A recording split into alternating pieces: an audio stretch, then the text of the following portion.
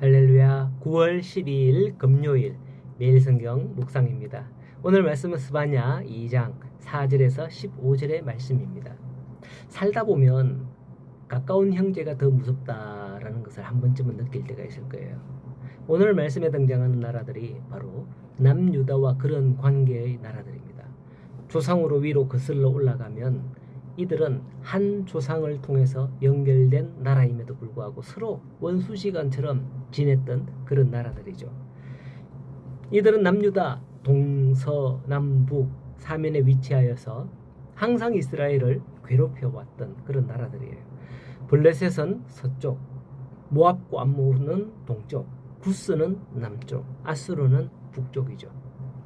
이들 중 블레셋과 구스, 아수르에 대한 심판의 구체적인 이유는 나타나 있지 않고 심판만을 언급을 하는데 유독 동쪽의 모압과 암몬에 대해서는 구체적인 심판의 이유를 기록합니다. 그들이 선민을 비방하고 조롱하며 탐욕으로 인하여서 선민의 기업을 침략하였기 때문이다 라고 하는 겁니다. 이렇게 유독 열방 중 모압과 암몬에 대해서만 심판의 구체적인 그런 이유가 기록된 것은 아마도 그들이 이스라엘과 혈연적으로 가장 가까운 사이임에도 불구하고 하나님의 긍휼을 입지 못하고 심판을 받을 수밖에 없었던 원인이 무엇인가, 그것을 밝히기 위함이었을 겁니다. 모압과 암몬 이외에 다른 나라들에 대해서는 심판의 구체적인 이유가 제시되지는 않았지만은 그들은 하나님의 심판을 받아 마땅한 자들이었습니다. 먼저 서쪽의 블레셋부터 살펴볼까요? 블레셋은 이스라엘이 가나안 정착할 당시부터 선민에 대한 오랜 대적이었어요. 남쪽의 구스는 선민을 압제하고 악한 영향을 끼친 애굽과 동일시할 정도로 애굽과 밀접한 관계가 있으므로 하나님의 심판이 되었죠.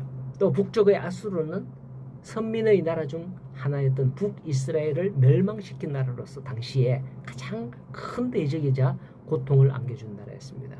이러한 심판의 대상자들 면면에서 볼 수 있는 것처럼 하나님께서는 자기 백성에 대한 대적 행위를 하나님 자신에 대한 대적 행위로 여기시고 그들을 심판하기에 이르십니다. 이제 5절을 보면 먼저 블레셋이 나오는데요. 가나안을 블레셋 사람의 땅이다 라고 부르고 있어요. 원래 가나안은 가나안 7족속의 땅이거든요. 블레셋은 거기에 들어가지 않아요. 그러나 이렇게 부르는 것은 블레셋 족속이 비록 가나안 원주민은 아니지만은 그들과 오래 있었고 철저히 그들과 동화되어서 마치 가나안 원주민처럼 행동했기 때문이었습니다. 지금도 전쟁이 일어나면 피난민들이 주변 나라로 피난을 가잖아요. 원래 현대 전쟁에서도요.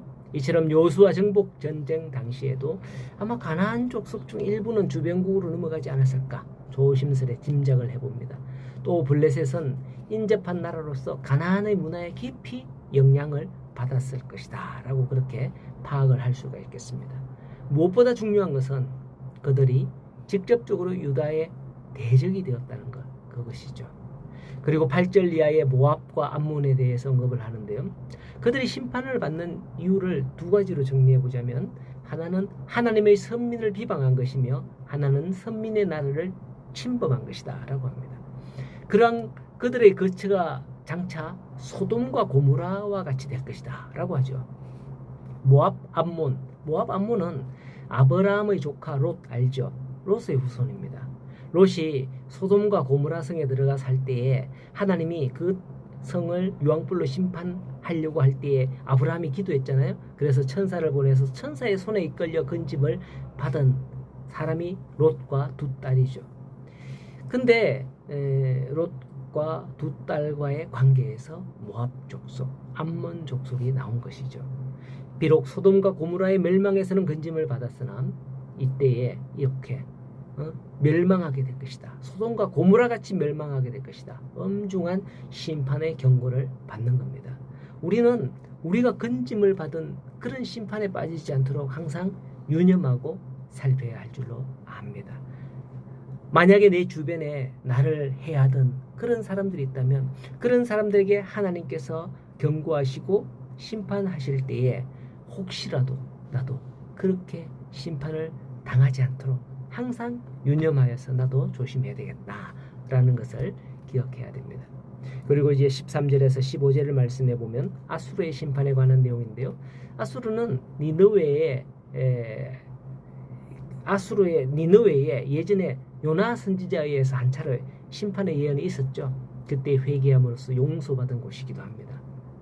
이후 한 100여 년간 잘 지냅니다. 그럼에도 불구하고 그들의 교만함이 하늘을 찌를 듯하고 그러므로 하나님의 심판에 이르게 되는 거죠. 15절에 보면 마음에 이르기를 오직 나만 있고 나 외에는 다른 이가 없다. 다른 신이 없다는 게 내가 신이다 라는 것이죠. 당시 국제 정세를 보면 아수르 외에는 강대국이 없는 상황인 것은 맞습니다. 애굽이 있긴 했지만은 애굽도 아수르의 지배하에 들어갔거든요. 근데 아수르는 세속적인 안일함에 빠져서 아무 염려 없이 지낼 때 갑자기 일어난 바벨론에 의해서 멸망하고 맙니다. 당시 바벨론은 유다보다 작은 나라였기 때문에 별로 신경을 쓰지 않았거든요. 저쪽 한쪽 구석에. 그러나 하나님이 쓰시고자 하시니 바벨론을 갑자기 강하게 하셔서 바벨론을 아수르를 삼키게 했습니다. 마찬가지로 오늘날 세상도 그러하지 않겠습니까? 아무리 세계 질서와 조직이 잘 되어 있다 하더라도 한순간에 무너질 수밖에 없음을 우리는 지금까지 역사에서 보지 않았습니까? 하나님은 교만한 아수르를 심판하실 도구로 바벨론을 숨겨두고 계셨습니다. 우리는 이 사실을 기억하고 세상의 나라로서가 아니라 영적으로 우리가 안일함에 빠졌을 때 혹 우리가 무너지지 않도록 항상 경계하고 경계해야 할 겁니다. 이 모든 게 세속의 일이지만 우리는 이 모든 일을 또 영적으로도 적용하고 영적으로도 바라볼 수 있어야 하니까요. 오늘도 하나님의 백성으로서 성도라의 걸음을 받으며 살아가는 우리 모든 성도들이 다 될 수 있기를 간절히 소원합니다. 오늘도 복된 하루 되십시오.